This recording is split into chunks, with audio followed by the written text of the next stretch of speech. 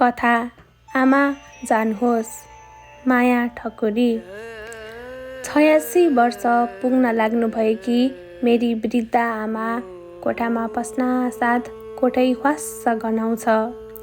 मेरा 14 वर्षीय छोरो मनिष, 12 वर्षीय छोरी सुमी र मेरी पत्नी मानवीले नाक खुम्च्याउँदै एकअर्काको अनुहारमा हेर्दछन्। मलाई बडो असजिलो लागेर आउँछ।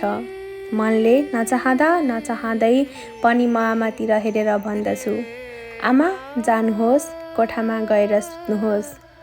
मेरो कुरो टुङ्गिनासाथ मानवी कुरो थप्दै भन्छन्, हो त नि, यहाँ यी बुढाबुढीहरूसँग बसेर के गर्नु, बरु कोठामा गएर आरामसँग सुत्नुहोस्। हाम्रो कुरो सुनेपछि आमा केही नबोलिकन एकटक लाएर मतिर मात्र हेरिरहनुहुन्छ। त्यो क्षण आमाका ती विषादपूर्ण दृष्टिमा निहित असङ्ख्य गुनासाहरूले मलाई भित्रभित्रै मर्माहत तुल्याउँछन्, तर म मौन रहन्छु। आमा शिथिल गतिमा आफ्नो कोठातिर लाग्नुहुन्छ।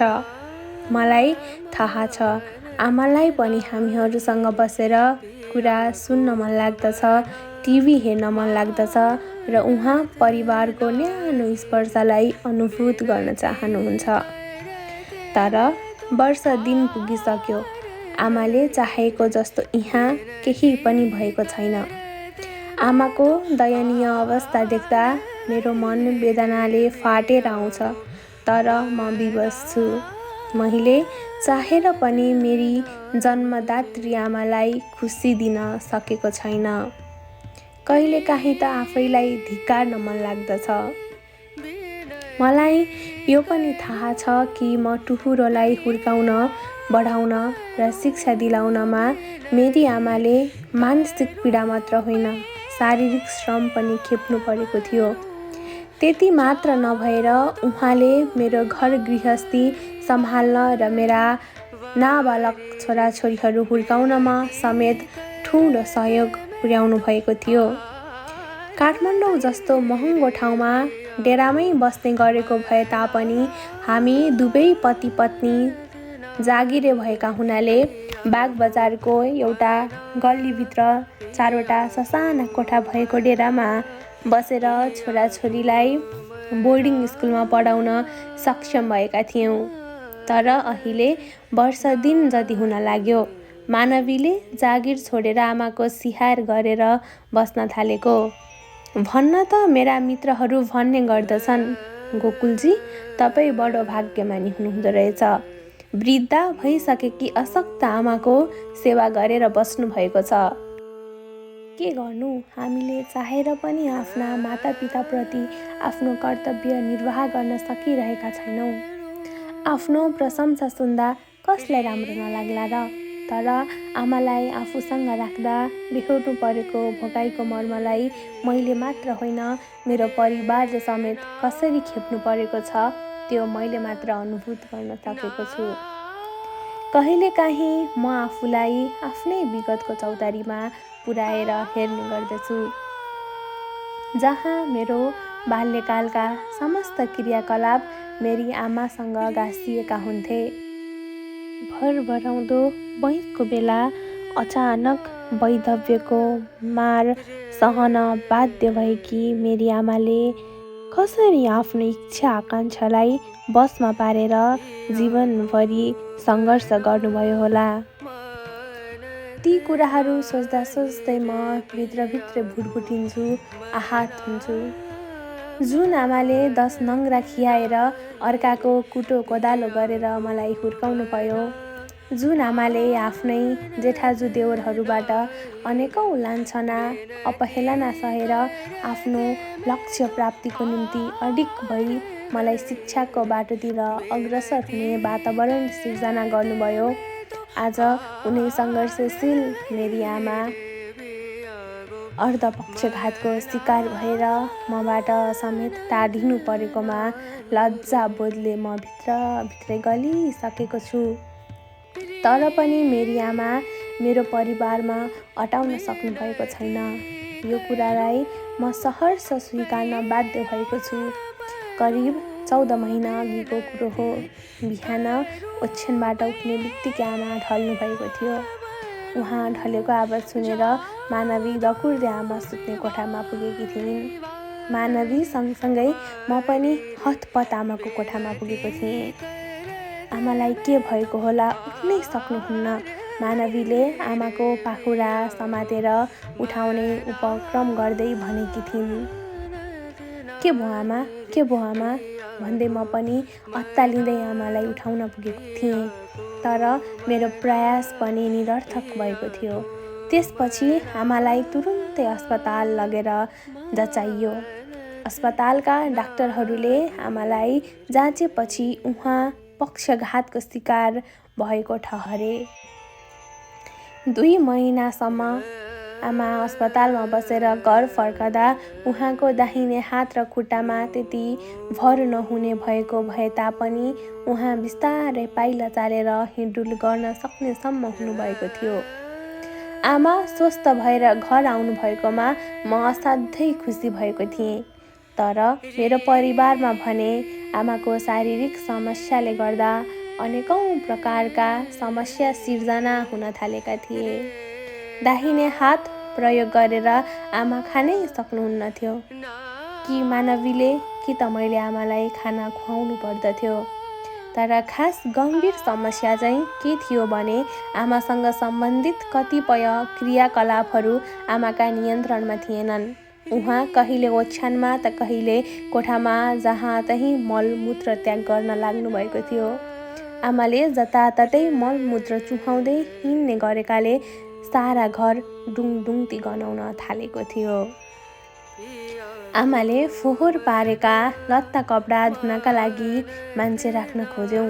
तर त्यस्तो फोहोरी काम गर्नुभन्दा त बरु फोकै बस्छौँ भन्ने जवाफ पाइयो। मानवी र म भएर आमाका फोहोर लत्ता कपडा सफा गर्थ्यौँ, घर सफा गर्थ्यौँ। तर पनि घर उस्ताको उस्तै फोहोरी र गनाउने हुन्थ्यो।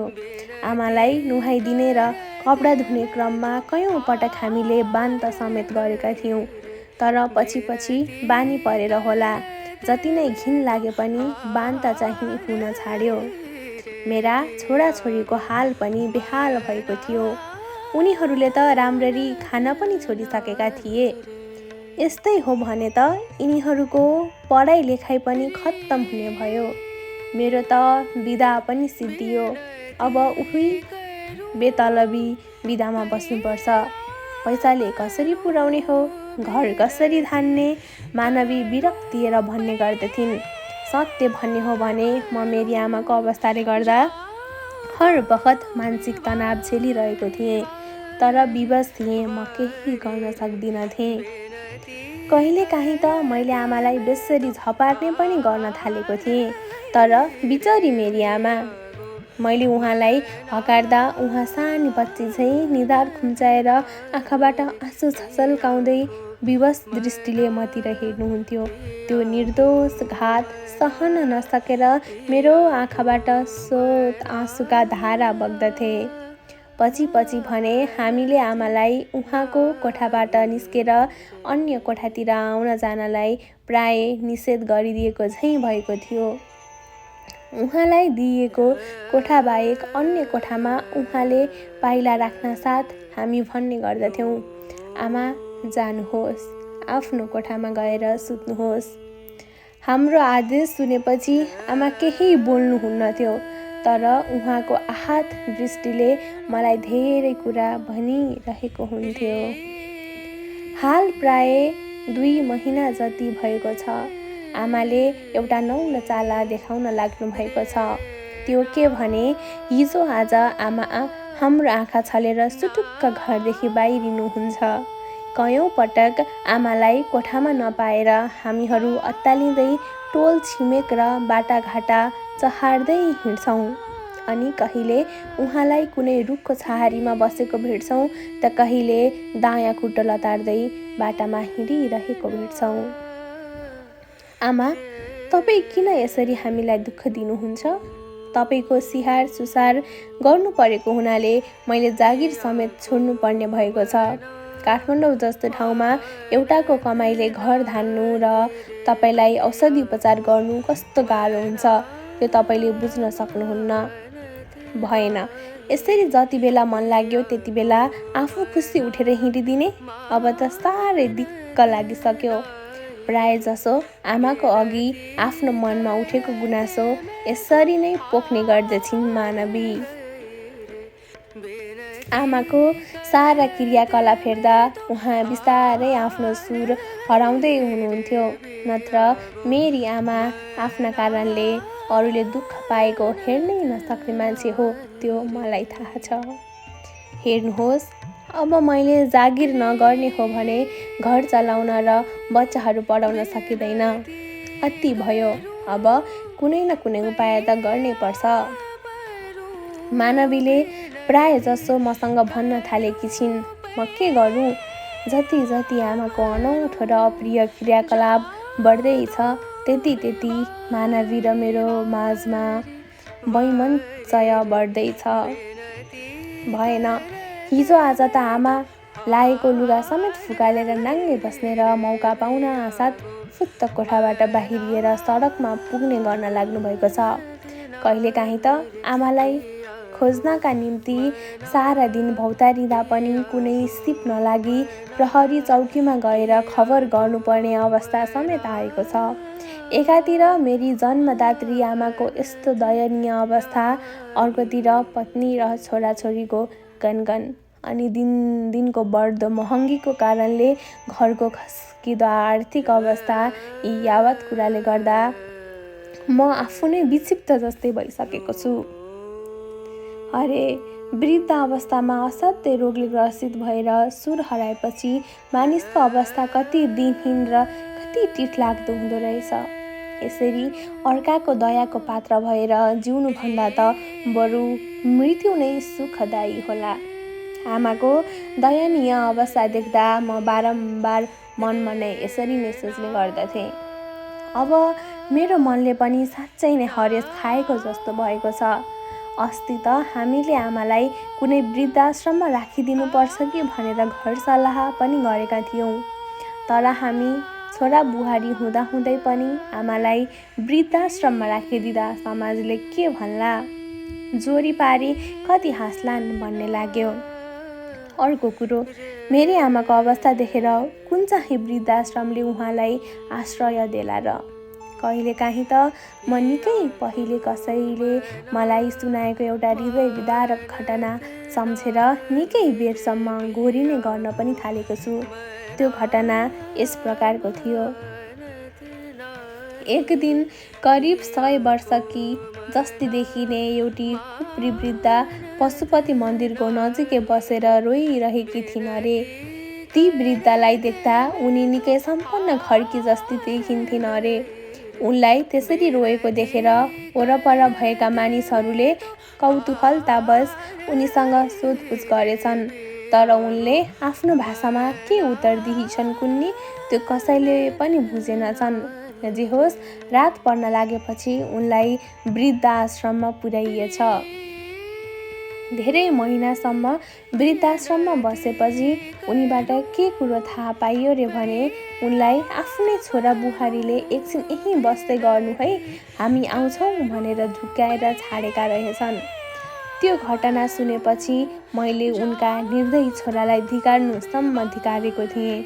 तर आज जब म आफ्नो अवस्थाबारे सोच्दछु तब मेरो हृदयमा कताकति त्यो छोराप्रति पनि दया जागेर आउँछ। आफ्नी जन्मदात्री अशक्त वृद्धा आमालाई त्यसरी बिरानो देशमा अल्पत्र पारेर एक्लै छोडेर जानुपर्दा उसको आत्मामा कति चिरा पर्यो होला, कति धिक्कार्यो होला उसले आफूलाई, कति कल्पन्ते होला ऊ आफ्नो कुकृत्य सम्झेर। आफूले गरेको दुष्कर्मका लागि पश्चाताप गर्दै ऊ फेरि त्यस ठाउँमा आएर आफ्नी आमाको खोजी गर्यो होला त? यस्तै प्रश्नहरूले मेरो मथिङ्कललाई झकझकाइरहन्छन्। के म आफ्नी आमालाई त्यसरी नै बिरानो देशमा निराश्रय छोडेर आएपछि शान्तिको जीवन बिताउन सकुला?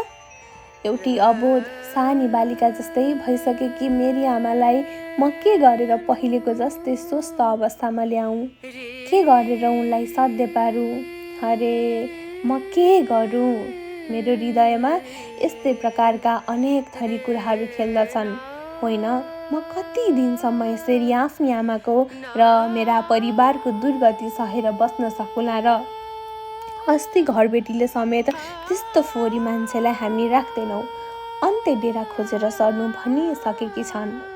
आमाको अकल्पनीय दुरवस्थाले गर्दा मेरो जीवन पद्धतिमा समेत कत्रो नकारात्मक असर परिसकेको छ। तर मेरी आमा भने आफ्नै संसारमा मग्न भएर एक्लै आफैसँग बात मार्नुहुन्छ, हाँस्नुहुन्छ र आफूलाई मन नलागेको क्रियाकलाप गरेर रमाउनुहुन्छ। अघि भर्खरै पनि मेरी आमा मेरो कोठामा पस्नु भएको थियो। आमा जानुहोस्, आफ्नो कोठामा गएर बस्नुहोस्, मैले भनेको थिएँ। आमा सदाझै केही पनि उत्तर नदिएर केही बेरसम्म मतिर हेरिरहनु भएको थियो। आमा जानुस् न भन्या, कोठा गनाइसक्यो, मैले केही आजित भएर ठुलो स्वरमा भनेको थिएँ। मेरो कुरो सुनेपछि अनुहारमा अझ बढी मुजा पार्दै मेरी आमा मुसुक्क हाँस्नु भएको थियो।